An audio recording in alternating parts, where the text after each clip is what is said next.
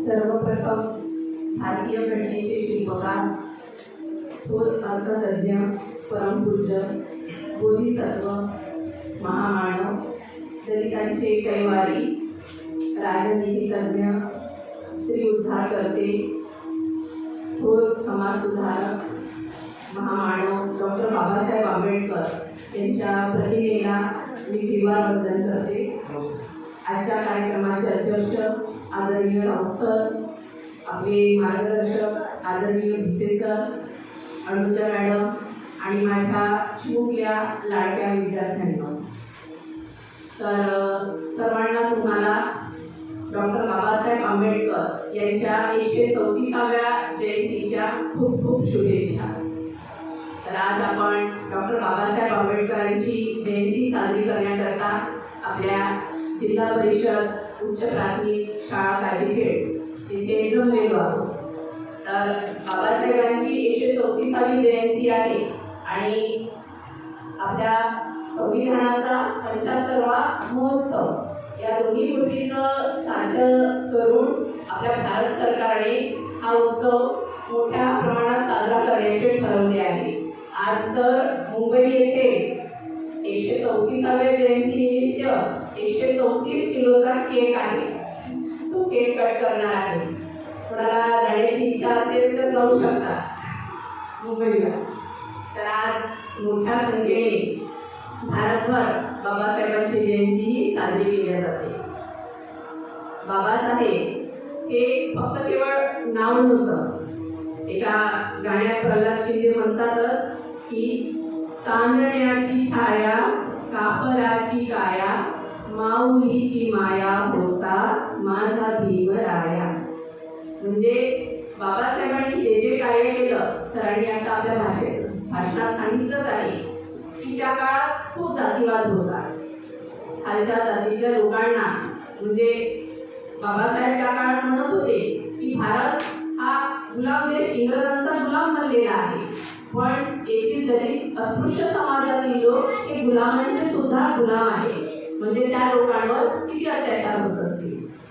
तर बाबासाहेबांनी जे कार्य केलं त्या समाजातील लोकांसाठी ते एका बापाप्रमाणे कार्य केलं त्यांनी, आणि म्हणून लोकांनी बाबासाहेबांना बाबा म्हणजे आणि बाबा एवढं उच्चवर्णीय असल्यामुळे पुढे साहेब ही पदवी लावली आणि बाबासाहेब ही पदवी डॉक्टर आंबेडकरांना त्यांनी बहाल केली आणि त्यावरून त्यांना चांदण्याची छाया असं म्हटलेलं आहे। कारण संपूर्ण समाजासाठी एक सुरक्षितता त्यांनी प्रदान केली होती की बाबासाहेबांच्या सावलीत वावरणाऱ्या सर्व दलितांना एक प्रकारे सुरक्षिततेचं वातावरण मिळालेलं होतं।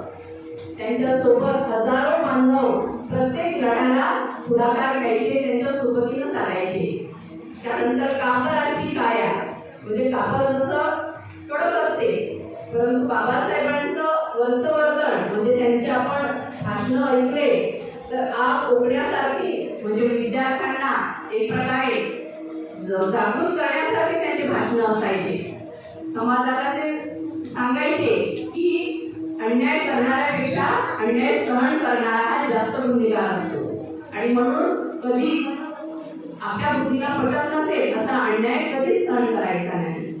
आणि त्यानंतर माऊलीची माया, त्यांनी त्या समाजाला एका आईप्रमाणे प्रेम दिलं, आईप्रमाणे मायेनं गोंजारलं।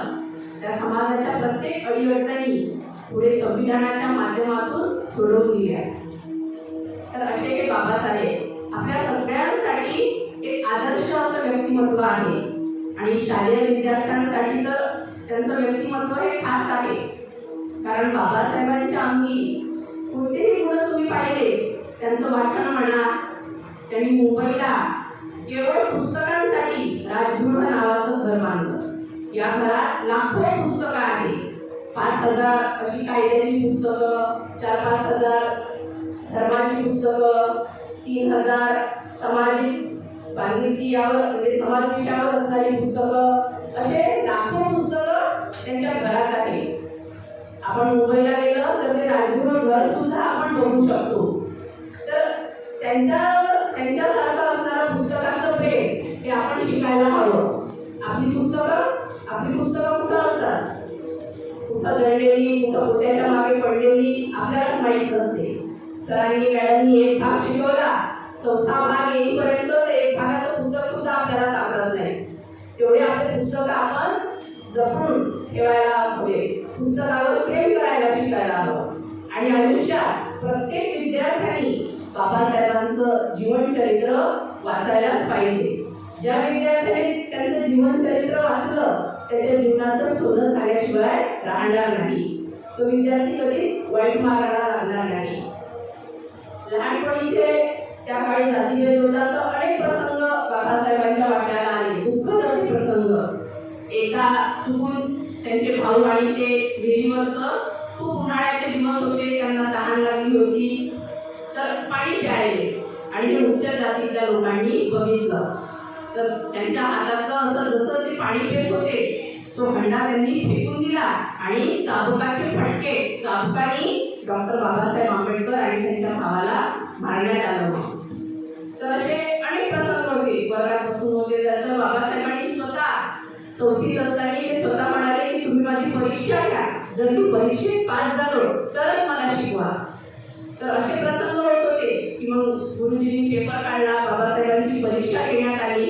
पण बाबासाहेब परीक्षेला पोहोचू नये म्हणून त्या काळात असे संस्कार असे होत होते मुलांवर जातीयवादाचे की वरच्या जातीच्या मुलांनी बाबासाहेब परीक्षेला पोहोचू नये म्हणून रस्त्यातच काटे टाकून ठेवले, खिळे टाकून ठेवले. आणि अक्षरशः तो प्रसंग दाखवण्यात येतो की बाबासाहेबांचे पायात पूर्ण काटे रुतलेले तरी ते पळत शाळेत आले, पूर्ण रक्तबंबाळ झालेले तसे. आणि तरी म्हणाले की गुरुजी तुम्ही माझा पेपर घ्या. आणि त्यांनी पेपर दिला, परीक्षेत ते पास झाले. आणि मग की नाही आता या विद्यार्थ्याला आपण वर्गात बसू देऊ अशी परमिशन मिळाली. बाबासाहेब जेव्हा समाजकार्य करत होते तर पुण्यात 14 तळ्याचा सत्याग्रहाच्या अगोदर त्यांची सभा होती एके ठिकाणी. तर एका खेडेगावात जाण्यासाठी ते रेल्वे स्टेशनवरून जेव्हा उतरले तर तिथे अशा 50 घोडागाडी असते ना तशा गाड्या होत्या. परंतु एकही गाडीवाला म्हणजे एवढं सुशिक्षित झाल्यानंतरही त्यांच्याजवळ बाबासाहेबांजवळ 32 डिग्री आहे. आता आम्ही एवढे शिकलो परंतु आमच्या समोर सुद्धा 3 किंवा 4 डिग्र्याशिवाय तेवढ्या डिग्र्या नाही. तर एवढ्या उच्च शिक्षित माणसाला कुणीही घोडागाडीवाला आपल्या गाडीत बसवण्यास तयार नव्हता. बाबासाहेब प्रत्येकाजवळ जात होते तर सगळे आपली गाडी घेऊन दूर चालले जात होते. शेवटी एका घोडागाडीवाला तयार झाला आणि त्यावर सुद्धा तो याच्यावर तयार झाला की टांगा तुम्हाला चालवावं लागेल, मी टांगा चालवणार नाही, कारण तुमच्यासोबत जर मी टांग्यात बसलो तर मी पाठवून जाईल, मी अपवित्र होऊन जाईल असा तो घोडेवाला म्हणाला. आता सभेसाठी जाणं बाबासाहेबांना तर आवश्यक होतंच. मग बाबासाहेब म्हणाले ठीक आहे. बाबासाहेबांनी ती अट सुद्धा मान्य केली आणि बाबासाहेब स्वतः तो टांगा चालवत त्या गावाकडे निघाले. गावाच्या वाटेत एक पूल होता तर तिथे पुन्हा गावाचा रस्ता विचारण्यासाठी 2-3 माणसांना त्यांनी रस्ता विचारला. तर ते माणसं सुरुवातीला बाबासाहेबांशी प्रेमळ असे बोलले की कुठे जायचं आहे, काय जायचं आहे असं, आणि या पुलावरून जावं लागते. तर बोलता बोलता त्या माणसांनी काय केलं की अक्षरशः त्या टांग्याचे चाकं त्याचे नट काढून दिले. बाबासाहेबांच्या लक्षात आलं नव्हतं. बाबासाहेब पुन्हा टांगा चालवायला लागले आणि त्या पुलावरून जातात तर काय टांग्याचे चाकं निसटले आणि बाबासाहेब त्या टांग्यासही त्या पुलावरून खाली आदळले. तर या सभेच्या अगोदर बाबासाहेबांना भरपूर दुखापत झाली होती. या अपघातात बाबासाहेबांचा एक पाय सुद्धा निकामी झाला होता. तिथपासून बाबासाहेब मग लढायला लागले होते, लढत चालत होते. तर असे अनेक प्रसंग, दुःखद प्रसंग बाबासाहेबांनी आपल्या आयुष्यात भोगलेले आहेत. परंतु या कशाचीच पर्वा न करता बाबासाहेबांनी आपलं एकच ध्येय ठेवलं होतं लहानपणापासून की मला खूप शिकायचं आहे, कारण शिक्षणाशिवाय माझा सुद्धा विकास होणार नाही आणि माझ्या समाजातल्या लोकांचा विकास मी घडवून आणू शकणार नाही. मला खूप शिकायचं, मोठं व्हायचं आणि या लोकांसाठी काहीतरी करायचं, हे ध्येय बाबासाहेबांचं होतं. आणि हे सर्व करताना त्यांनी कधी स्वतःकडे, स्वतःच्या तब्येतीकडे लक्ष दिलं नाही, स्वतःच्या कुटुंबाकडे लक्ष दिलं नाही. तर बाबासाहेबांना एकूण 7 मुलं मुली, 2 मुली आणि 5 मुलं असे अपत्य होते. परंतु या समाजकार्यात वेगवेगळ्या शिक्षणासाठी परदेशात जाणं, गावोगावी भाषणासाठी फिरणं, समाजकार्य करणं, यामुळे कधीच त्यांनी मुलांवर लक्ष दिलं नाही. तर 7 मुलांपैकी केवळ यशवंत नावाचा एकच मुलगा बाबासाहेबांचा जिवंत राहिला. एक एक करत बाबासाहेबांच्या मुली आणि मुलं सर्व मरण पावले. काही वेळा तर असं व्हायचं की बाबासाहेब परदेशात असायचे आणि इकडे त्यांच्या मुलांचा अंत्यविधी असायचा. म्हणजे आग द्यायला सुद्धा काही मुलांच्या म्हणजे अंत्यविधीला बाबासाहेब हजर नव्हते. तर किती एका बापासाठी ती दुःखद बाब होती. परंतु या गोष्टीचं, या सर्व जे जे त्यांना दुःख मिळत होतं, परंतु माझी गरज माझ्या समाजासाठी जास्त आहे, ही बाब त्यांनी मनाशी घट्ट बांधली होती. आणि त्यांच्यामुळंच, त्यांच्या कार्यामुळंच आज आपल्याला हे सोनेरी दिवस पाहायला मिळत आहे. आज आपल्या भारतात मोठ्या प्रमाणात जातीयवादाचा नाश झालेला आहे. कोणत्या शाळेत? कारण प्रत्येक शिक्षणावरून त्या माणसाला उच्च पद गाठण्याची संधी मिळते. कोणत्या शाळेत, इतर सभागृहात असा जातीभेद आपल्याला पाहायला मिळत नाही. सगळेजण समानतेने वागतात.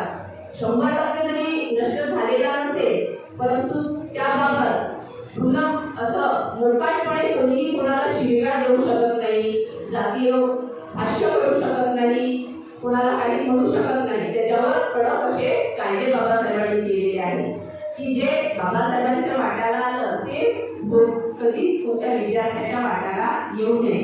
आणि म्हणून आज प्रत्येक शाळेत प्रत्येक विद्यार्थी सुरक्षित आणि आनंदित आहे. तर असे हजारो बाबासाहेबांचे गुण आहेत की आपण विद्यार्थ्यांनी अंगीकारायला हवी. तर आजच्या जयंतीच्या निमित्ताने मी तुम्हाला हेच सांगू शकते की बाबासाहेबांचे काही अंशी तरी गुण स्वतःमध्ये तुम्ही अंगीकारायला हवं. एवढे बोलून मी माझे 2 शब्द संपवते. धन्यवाद.